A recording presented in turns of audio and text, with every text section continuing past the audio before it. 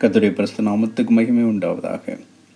இன்றைய நாளும் ரோமர் 15ஆம் அதிகாரம் 18-19 வசனத்திலிருந்து சுவிசேஷம் இன்றைக்கு தேசத்துக்குள்ளே பரவ வேண்டிய அளவுக்கு பரவாமல் இருக்கிற ஒரு பெரிய பாரத்தை ஆவியானவர் நம்மோடு கூட பகிர்ந்து கொள்வாராக.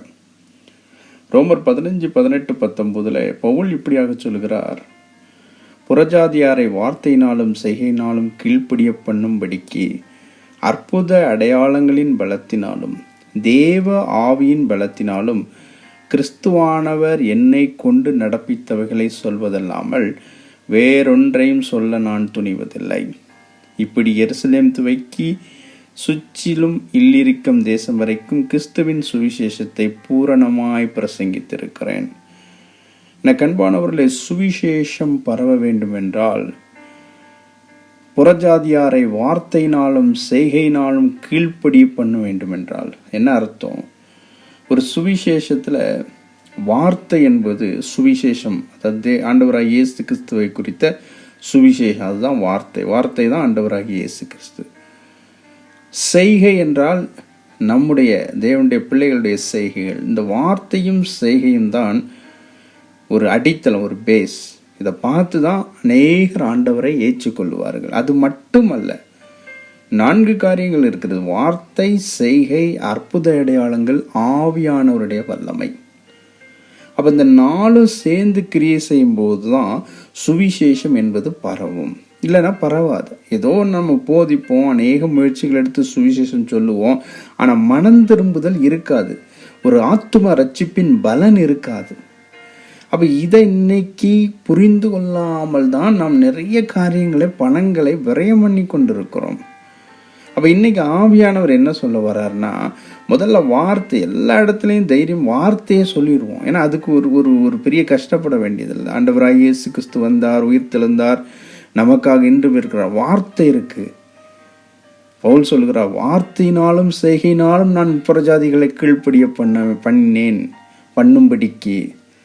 அப்ப செய்கை என்ன? இன்னைக்கு வார்த்தை இருக்கிறது, சுவிசேஷத்துல வார்த்தை இருக்கிறது. அநேக இடங்கள்ல டிவி மூலமாய், பத்திரிகைகள் மூலமாய், மிஷினரிகளை அனுப்பி வார்த்தைகள் சொல்லப்படுகிறார்.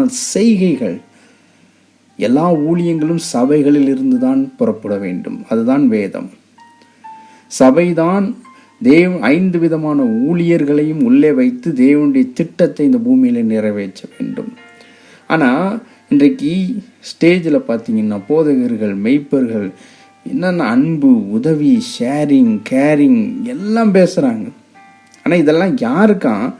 அவங்க கட்டடத்துக்குள்ள உள்ள அந்த சபையின் மக்களுக்கு தான் அந்த அன்பு, ஷேரிங், கேரிங் எல்லாமே. அப்போ இது ஒரு செய்கையா? வார்த்தையில் சொல்கிறாங்க ஷேரிங் பண்ணணும், எல்லாரையும் அன்பு செலுத்தணும், யார் மேலேயும் கோவப்படக்கூடாது, எல்லாரையும் மன்னிக்க வேண்டும். இன்றைக்கு எல்லா மேடைகளில் இது பிரசங்கிக்கப்படுகிறது. ஆனால் செய்கைன்னு வரும்போது 1 கொரிந்தியர் 12 எபேசியர் 4ஆம் அதிகாரம் என்ன சொல்லுகிறது? சபை என்றால் அங்கு 5 விதமான ஊழியங்கள் மாத்திரமல்ல, 5 விதமான ஊழியர்களும் இருக்க வேண்டும். ஆனால் இன்றைக்கு சுயநலத்தினாலே, சபையினுடைய சுயநலம், போதகருடைய சுயநலத்தினாலே வெறுமனையே சபைகளில் மெய்ப்பர்கள் மட்டும்தான் இருக்கிறாங்க, மிச்ச 4 ஊழியர்களும் இல்லை. ஆனால் நம்ம மேடை பிரசங்கத்தில் என்ன சொல்லுறோம்னா, அன்பு, கவனிக்கணும், கேர் பண்ணணும், பிறரை மன்னிக்கணும், எல்லாரையும் ஏற்றுக்கொள்ளணும். ஒரு அருமையான காரியம் ஒன்றை சொல்லுவார்கள், மேடையிலே அஹிம்சை பிரசங்கம், ஆனால் அந்த குழல் விளக்கில் எரியும் எண்ணெய்த்தாள். அப்படின்னா டியூப்லைட்டுக்கு கீழே ஒரு எண்ணெய்த்தாள் பல காலத்தில் மீட்டிங்கில் எரிஞ்சிட்டு இருக்கும். ஆனால் மேடையில் அஹிம்சையை பற்றி பேசுவாங்க. ஆனால் பூச்சிகளை கொல்லுவதற்கு அங்கே எண்ணெயில் ஒரு தாளை தொங்க விட்டுருப்பாங்க, அதில் ஒட்டி கொள்ளட்டும் என்று. அதே போல தான் இன்றைக்கு நம்முடைய மேடைகளில் வெறுமனே அன்பு, ஐக்கியம், அது இதுன்னு பேசுறது எதுக்காகனா, நம்முடைய சபை மாத்திரம், நம்முடைய சவத்துக்குள் 4 சவத்துக்குள்ள இருக்கிறவங்க மாத்திரம் அன்பு, ஐக்கியம், ஷேரிங், கேரிங் எல்லாம். ஆனால் நான் ஊழியர்கள், சுவிசேஷகர்கள், மிஷினரிகள், தீர்க்கதரிசிகள், வேதத்தை போதிக்கிறவர்கள் வெளியில் இருக்கிறாங்களே, அவங்கள உள்ள கூட்டு வந்து சபையோடு இணைத்து அப்படி செய்கிறது தான் செயல், செய்கை. பவுல் அப்படி தான் செஞ்சார். ஆதி அப்போஸ்தலர் திருச்சபை அப்படி தான் செஞ்சிச்சு.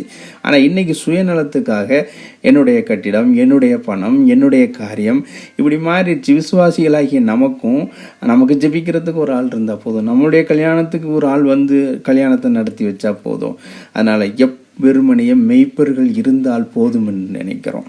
அப்போ சுயம் முதல்ல செய்கை இல்லை, வெறும் வார்த்தையில் பிரசங்கம் பண்ணுறோம். ஆனால் தேவனுடைய சமூகத்தில் வந்து அந்த வார்த்தை செயலை, அன்பு, கேரிங் எல்லாம் மிஷினரிகளுக்கு கொடுக்குறோமா, சுவிசேஷகர்களுக்கு கொடுக்குறோமா? நம்முடைய சபையில் எத்தனை சுவிசேஷகர்கள் இருக்கிறார்கள், எத்தனை போதகர்கள் இருக்கிறார்கள், எத்தனை தீர்க்கதரிசிகள் இருக்கிறார்கள்? எல்லாத்தையும் வெளியில் அனுப்பிட்டு நம்ம ஸ்டேஜில் போய் அன்பு, சந்தோஷம், சமாதானம், அப்படி இருக்கணும், சாத்தான மேற்கொள்ளணும், எது சொன்னாலும் அது வெறும் வார்த்தை, செய்கை இல்லை. அதனால தான் அற்புதங்களும் அடையாளங்களும் நடக்கலை. ஆவியானவருடைய கிரியையும் அதனால தான் இல்லை. ரெண்டாவது ஒரு காரியம் சுயம். ஏன் சபையை கட்டணும், ஏன் சபையை மேலே கட்டணும், இதை இன்னும் அழகுபடுத்தணும், என்னுடைய சபை மக்கள் மேல் நோங்கி நிற்கணும். சபை என்பது தேவன ஆண்டவராய் இயேசு கிறிஸ்துவை வெளிப்படுத்துகிற ஒரு இடம். அது நான் அந்த சபையில் உள்ள மக்களை மாத்திரமல்ல, அவங்க தான் முழு தேசத்துக்குமே பொறுப்பு. ஒரு சபை இன்னொரு சபையை உருவாக்க வேண்டும், சுயத்திலிருந்து வெளியே வரணும். ரெண்டாவது, பல பேருக்கு பெருமை. என் சபை மூலமாக தான் இந்திய தேசம் ரட்சிக்கப்படும், என் ஊழியத்தின் மூலமாக தான் இந்திய தேசம் ரட்சிக்கப்படும். இந்த காரணங்களால தான் பார்ட்னர்ஷிப் வைக்கிறதுக்கு பயப்படுறாங்க. எத்தனையோ மிஷினரி ஸ்தாபனங்கள் இருக்கின்றது, எத்தனையோ சுவிசேஷ இயக்கங்கள் இருக்கிறது. ஒரு சபை போய் அந்த மிஷினரி இயக்கங்களையோ சுவிசேஷ ஸ்தாபனங்களையோ கூப்பிட்டு, ஐயா நாங்கள் எங்களுடைய முழு உழைப்பையும் தர்றோம், சுவிசேஷத்தை கொண்டு போகிறதுக்கு நாங்கள் என்ன உதவினாலும் செய்கிறோம், நீங்கள் அந்த சுவிசேஷத்தை எடுத்து கொண்டு போவீங்களா? சொல்கிறதுக்கு முடியல. ஏன்னா பெருமை. இவரால் தான் அந்த பட்டணமே ரசிக்கப்படணும், இவரால் தான் அந்த ஏரியாவே ரசிக்கப்படணும். அப்போ இப்படிப்பட்ட சுயநல மெய்ப்பர்களும் விசுவாசிகளும் இருப்பதனால தான் இன்றைக்கு இணைந்து செயல்பட முடியவில்லை, ஆவியானவருடைய செய்கையை பார்க்க முடியல. ஏன்னா ஆண்டவர் சொல்கிற ஓரிடத்தில் ஒருமனப்பட்டு கூடி வந்தார்கள். எல்லாத்தையும் இழந்துட்டு இன்னொன்று மாயை. இன்றைக்கு கடைசி காலத்தில் மாயை, செழிப்பின் உபதேசம் இன்றைக்கு மிகவும் கேவலமாக சுவிசேஷத்தை அழித்து போடுகிற ஒரு கரையான். செழிப்பின் உபதேசத்தினால யாருக்கும் எந்த ஒரு நஷ்டமும் கிடையாது. ஆனால் சுவிசேஷம் முற்றிலும் அழிக்கப்பட்டு போகும். ஏன்னா சபைக்கு வருகிறதே சம்பாதிக்கிறதுக்கு தான், சபைக்கு வருகிறதே பணக்காரனாகிறதுக்கு தான், சபைக்கு வந்து ஜெபம் பண்ணுறதே பணத்துக்கு மேலே பணம் சம்பாதிச்சு கோடீஸ்வரன் ஆயிடணும். இந்த ஒரு காரியத்துக்காகத்தான் சபைக்கு வருகிறோம் என்று சொல்லுவது தான் செழிப்பின் உபதேசம். ஆனால் சுவிசேஷம் சொல்லுவதற்கு, பாட அனுபவிப்பதற்கு இன்றைக்கு கட்சி கொடுக்க ஆட்கள் இல்லை, மாயை. இன்றைக்கு சபைகள் இப்படிப்பட்ட காரியத்தினால தான் சுவிசேஷம் பரவலை. சபை உயிருள்ளதா இல்லை, சபை செத்து போயிருக்கிறது. அநேகர் சபையை பார்த்து கிண்டலும் கேலியும் செய்யக்கூடிய நிலைமையில இருக்கும். இன்றைக்கு எத்தனை இடங்கள் அந்த அப்போஸ்தல திருச்சபையை பாருங்க, அந்த இடத்துல ஒருமனப்பட்டு யாரும் பெருமை பாராட்டலை. பணத்தை கொண்டு வரும்போது கூட ஏன் அப்போஸ்தலருடைய பாதத்தில் வைத்தார்கள் தெரியுமா? அப்போஸ்தலர்கள் அதை ஒரு பொருட்டாக எண்ணவே இல்லை. கீழே வச்சுட்டு போங்க, அது எங்களுக்குரியது கிடையாது. என்றைக்குமே ஊழியக்காரர்கள் கைகளில் பணப்பை இருந்தால் அவர்கள் யூதாஸ் தான். அந்த பணத்தை எப்படி காப்பாற்றுவது, அந்த ஆர்கனைசேஷனை எப்படி காப்பாற்றுவது? அதனால தான் ஆர்கனைஸ் சர்ச்சஸில் அந்த பணத்தை மேனேஜ் பண்ணுறதுக்கு தனி கமிட்டி. நீங்கள் என்னன்னையும் சண்டை போடுங்க, ஆனால் ஊழியம் செய்கிறவர்கள் உண்மை உத்தமமாய் செய்கிறார். அதனால தான் ஆவிக்குரிய சபைகளை விட இந்த ஆர்கனைஸ் சபைகள், சிஎஸ்ஐ, லுத்தரன் போன்ற பலவிதமான சபைகள் அதிகமான எவாஞ்சலைசேஷன், அதாவது சுவிசேஷத்தை செய்தார்கள். அப்போது இந்த அப்போஸ்தலர்கள் பணத்தை கையில் தொடக்கூட இல்லை. யாரும் சுயமாக இல்லை, ஒருத்தரும் தன்னுடையதுன்னு சொல்லலை. சுய ராஜ்யத்தை பவுல் கட்டினது, பேதுரு கட்டினது சொல்கிறதுக்கே விரும்பலை. அதனால தான் பவுல் சொல்கிறார், தன்னிடத்துல ப்ராக்டிஸ் ஆன அப்போலோவே பார்த்து சொல்கிறாரு, அவர் நானும் கட்டலை, அப்போலோவும் கட்டலை, ஏசப்பா தான் வேலையை செய்தார். ஈக்குவலாக பேசுகிறார். நான் அப்போஸ்தலர், அப்போலோ சுவிசேஷகன், ஏசப்பா வேலையை செய்தார். எவ்வளோ அருமையான ஒரு வசனம். ஆனால் இன்னைக்கு எத்தனையோ பேர் பெருமை அடித்து கொண்டு, இந்த பட்டணம் ரசிக்கப்பட்டதான், நான் தான் நிறைய கூட்டம் நடத்தினேன், என் சபை தான் இந்த சபை என்கிற அந்த மாயை எல்லா விசுவாசிகள் போதகர்லேருந்து வெளியே போகணும். கிறிஸ்து என்கிற ஒரே சபையில் அங்கமாக இருக்கிறோம். பிரிவுகள் அங்கங்கே இருக்கிறோம். ஒரு ஆர்கனைசேஷன் அங்கங்கே கூடி ஜெபிக்கிறோமே தவிர ஒரு விசுவாசி ஒரு சபைக்குள்ளவரும் கிடையாது, ஒரு ஊழியக்காரர் ஒரு சபைக்குள்ளவரும் கிடையாது. இந்த ஒரு சத்தியத்தை கிறிஸ்தவர்கள் அறிந்து கொள்ள வேண்டும். ஏன் சபை, இன்னாருடைய சபை, அந்த சபை, இந்த சபை பெருமை. இதனால தான் இன்னைக்கு சுவிசேஷம் பரவல, அற்புத அடையாளங்கள் நடப்பதில்லை. ஒன்றை மட்டும் சொல்கிறேன், நம்முடைய தேசத்தில் இந்த இடத்துல 19ஆம் வசனத்தில் சொல்லப்பட்டது, புறஜாதிகள் ரட்சிக்கப்படணும்னா கண்ணுக்கு எதிராக அற்புதங்களும் அடையாளங்களும் நடந்தால் தான் முடியும். பேதுருவும் யோவானும் போகும்போது வாசல்ல இருக்கிற அத்தனை வருஷமா சப்பானியா இருந்த அந்த மனுஷனை எலும்பி நடன்னு சொன்னோன்னே அங்கே எத்தனையோ பேர் ரட்சிக்கப்படுகிறார்கள். எதிர்த்து பேசுறதுக்கு வழியே கிடையாது. அப்படிப்பட்ட அற்புதங்கள் இன்னைக்கு நடக்குதா? மேடையில் நிறைய பேர் ஏதோ மாயைகளை செஞ்சுக்கிட்டு இருக்கிறாங்க, அற்புத அடையாளம்ன்ட்டு. அப்போ இன்றைக்கு அற்புத அடையாளங்கள் குறைஞ்சு போயிடுச்சு, ஆவியானுடைய வல்லமை காணப்படலையே. இதை குறித்து யாருக்கும் கவலை இல்லை. என் மூலமா என் பேர் வெளியில் வருதா, என் ஃபோட்டோவோட தான் இன்னைக்கு பிரிண்ட் பண்ணணும். இன்றைக்கு சுயமும் பெருமையும் இல்லவே இல்லை. ஒரு உதாரணம், இந்த ரயில்வே துறையை குறித்து நமக்கு தெரியும். கன்னியாகுமரியிலிருந்து காஷ்மீர் வரைக்கும் ஒரு ட்ரெயின் ஓடுது. இந்த ட்ரெயின் கன்னியாகுமரியிலேருந்து காஷ்மீர் வரைக்கும் ஓடணும்னா ஊடையில் நிறைய ஸ்டேஷன்ஸ் இருக்குது, நிறைய டிவிஷன்ஸ் இருக்குது. Southern railway, south east west என்று சொல்லி நார்த் இந்தியன் ரயில்வேஸ்னு நிறைய இருக்குது. ஒரு இடத்துலேருந்து ஒரு இடம் போகணும்னா எல்லாரும் வேலை செய்தால்தான் அந்த ட்ரெயின் கன்னியாகுமரியிலேருந்து காஷ்மீர் வரைக்கும் போகும். சுவிசேஷமும் ஒரு ட்ரெயினை போன்றது தான். இன்னைக்கு கன்னியாகுமரியிலேருந்து கிளம்பி சுவிசேஷம் காஷ்மீர் வரைக்கும் போகணும்னா ஒவ்வொரு ஸ்டேஷனும் ஒவ்வொரு சபைகள். இப்போது ஒரு ஸ்டேஷனில் உள்ளவன் அந்த ஸ்டேஷன் எனக்குரியது, அந்த ஸ்டேஷன் மாஸ்டர்கள் ஒருவேளை அவங்க பாஸ்டர் என்று சொல்லிக்கொள்ளலாம். அப்போ அந்த ஸ்டேஷன் மாஸ்டர் இல்லை இந்த ஸ்டேஷன் எனக்குரியது, இதில் எந்த ட்ரெயினுக்கு நான் சைகை காட்ட மாட்டேன், ஹெல்ப் பண்ண மாட்டேன், கிராஸ் பண்ணி போகிறதுக்கு உதவி பண்ண மாட்டேன்னா அந்த ட்ரெயின் அங்கேயே ஆக்சிடெண்ட் ஆயிரும். அப்படியே சிக்னல் போடுறவர் எனக்கு எதுக்கு இந்த ட்ரெயின் எனக்கும் சம்மந்தம் இல்லைன்னு சொன்னார்னா அந்த ட்ரெயின் ஒரு நாளும் காஷ்மீரை போய் சேராது. சபைகள் இதை தான் புரிந்து கொள்ளணும். அதை விட்டுட்டு இன்றைக்கு அந்த ஸ்டேஷன் மாஸ்டர் இல்லை, நான் என் ஸ்டேஷனை அழகுப்படுத்துவேன், அதை நான் டெக்கரேட் பண்ணுவேன், இங்கே வர்றவங்களுக்கு நான் சாப்பாடு கொடுப்பேன், வெளியில் எந்த ஒரு ஸ்டேஷன் என்பது முழு ரயில்வேயை ரெப்ரசன்ட் பண்ணுவது போல இன்றைக்கு தேசத்தின் சுவிசேஷத்தை ரெப்ரசன்ட் பண்ணுறது அது ஒரு சபை. சின்ன சபை, சிறு சபையோ பெரிய சபையோ, சபைகள் தான் சுவிசேஷத்தை கொண்டு செல்ல முடியும். அதுக்கு சுயநலம் மாறணும்.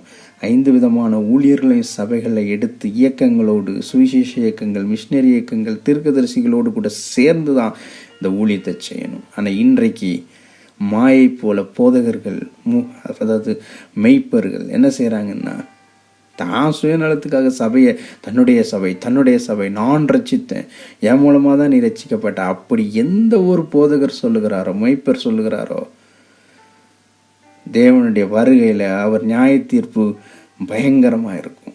ஏன்னா ரட்சிப்பு கர்த்தருடையது. ஒரு மனுஷன் கூட இன்னொரு மனுஷனை ரட்சிக்கவே முடியாது. வசனத்தை சொல்லியிருக்கலாம், வழி நடத்தியிருக்கலாம். அப்போ பார்த்தா ஒரு மெய்ப்பரை கூட இன்னொருத்தர் தான் ரட்சிப்புக்குள்ளே நடத்தியிருப்பார். அவரை இவர் எந்த அளவுக்கு கவனித்து கொள்ளுகிறார்? ரட்சிப்பு கர்த்தர் யார் மூலமாவது யாரையாவது ரட்சிப்பார். அதற்காக அந்த விசுவாசிகள் அடிமையாக இருக்க வேண்டும் என்று சொல்லி அர்த்தமே கிடையாது. விசுவாசிகள் கர்த்தருடையவர்கள், ஊழியக்காரர்கள். தேவன் பெரிய மேன்மையை வச்சிருக்கிறார். புதிய வானம் புதிய பூமி வரும்போது அவங்களுக்கு பெரிய பெரிய ஆசீர்வாதங்கள். அதனால தான் அந்த பூமியில் நீங்கள் ஒன்றையும் எதிர்பார்க்காதீங்கன்னு சொல்கிறாங்க.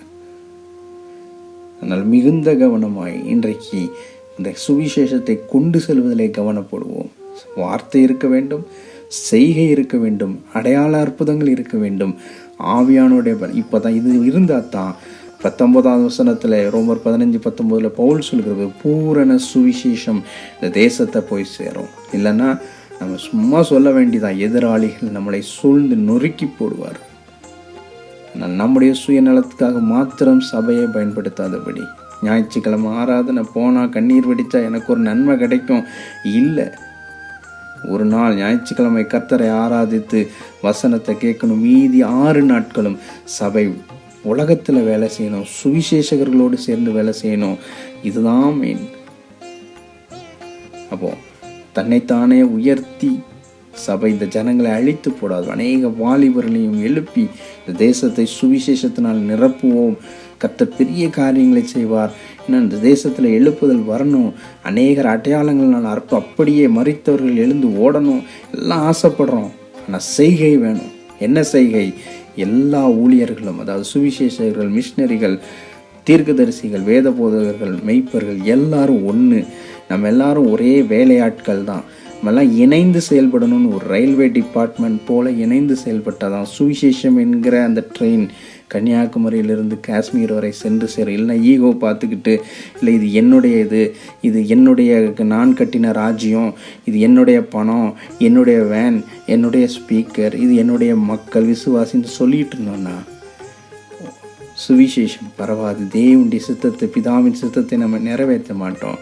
அப்படி நிறைவேற்றலைன்னா தேவனுடைய நியாய தீர்ப்பில் கர்த்தர் கொண்டு வந்து நிறுத்துவார்.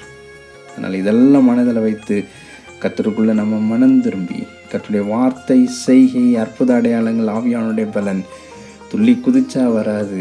24 மணி நேரம் ஜெபத்துலையும் வராது. 40 நாள் என்ன 400 வருஷம் நம்ம ஃபாஸ்டிங் போட்டு ப்ரேயர் பண்ணாலும் வராது. நம்முடைய செய்கைகள், மேடையில் பிரசங்கம் பண்ணுகிற அன்பு, ஐக்கியம், ஷேரிங், கேரிங், மன்னிப்பு எல்லாம் இணை ஊழியர்கள் ஆகிய சுவிசேஷகர்கள், மிஷினரிகள் இவர்களிடத்தில் நம்ம காண்பிக்கட்டா எத்தனை மணி நேரம் ஜெபித்தாலும் அது வீண். ஏதோ அவங்க வரும்போது ஒரு 4000 5000 காணிக்கையாக கொடுக்குறேன், அதெல்லாம் ஒன்றுத்துக்கும் உதவாது. பார்ட்னர்ஷிப் ஒவ்வொருவரோடும் பார்ட்னர்ஷிப் செய்து. பார்ட்னர்ஷிப்னா என்ன? நீயும் ஒன்று, நானும் ஒன்று. உனக்கு உதவி நான், எனக்கு உதவி நீ.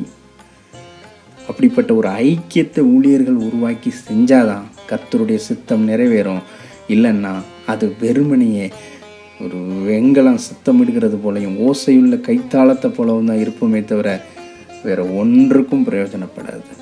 அதனால் கர்த்தருடைய சித்தத்தை நிறைவேற்றுவோம், ஒன்றுபடுவோம், சுயத்தை ஒழிப்போம், எல்லா விதமான மாயையான சத்தியங்களையும் விட்டு ஒழிவோம், ஆடல் பாடல்களையும் வீழ்த்தி வீணான காரியங்களை விட்டு விலகி வாலிபர்களை கர்த்தருக்கென்று சொல்லி பிரயாசப்படவும் பாடுபடவும் கற்றுக் கொடுப்போம். அவர்களோடு கூட இணைந்து நிற்போம். கர்த்தர் பெரிய காரியங்களை செய்வாராக. ஆமென்.